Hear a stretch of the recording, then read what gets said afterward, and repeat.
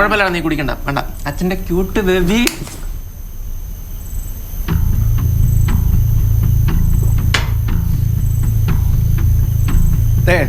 എല്ലാവരും വലിയ ഷോ ഒന്നും ഇറക്കണ്ട. നിന്റെയൊക്കെ ധൈര്യം എന്താന്ന് എനിക്ക് നന്നായിട്ട് അറിയാം കേട്ടോ.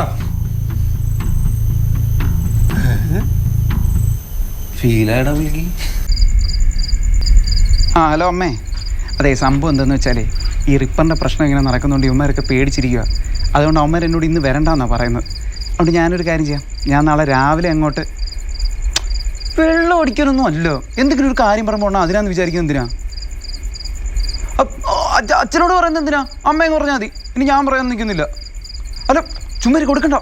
ഹലോ, കൊടുക്കണ്ട. അച്ഛാ.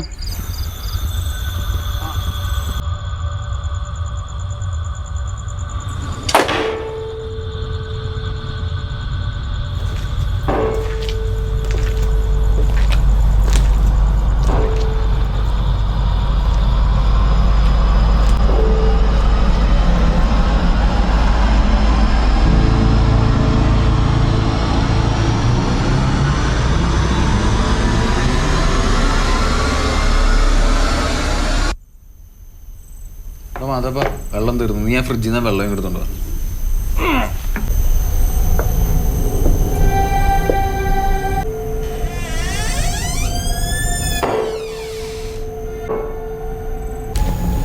നീ ഇവിടെ നിൽക്കണം. ആടാ പിണങ്ങിക്കല്ലേ, ഇത് സാധനം തീരാൻ പോട്ടാ.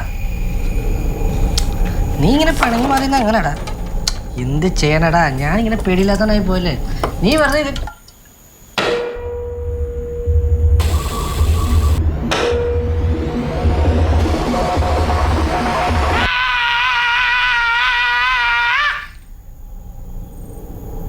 ഇത്രയും പേടിച്ചാൽ മതിയോ? മതിയോ? നിനക്കെന്നെ പേടിപ്പിക്കാണ്ടൊരു സ്വസ്ഥതയില്ലല്ലേ?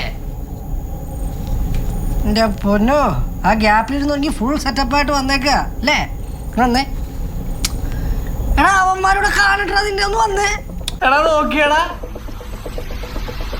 ഞാൻ നോക്കുമ്പോ പുള്ളി എന്നെ പേടിപ്പിക്കാൻ അടുക്കള ഭാഗത്ത് ഫുൾ സന്നാഹമായിട്ട് നിൽക്കുന്നു. ചീറ്റി, അത് ചീറ്റി. സംഭവം മറ്റേ വൈകുന്നേരം മ്യൂസിക് കിട്ടില്ലേ, രേഖാചിത്രം, അത് ഇൻസ്പയർ ആയിക്കണേ.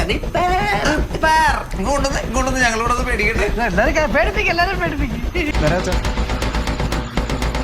ഇറങ്ങാൻ പോവാ. പുള്ളി കയറി കഥ കടച്ചോളൂ.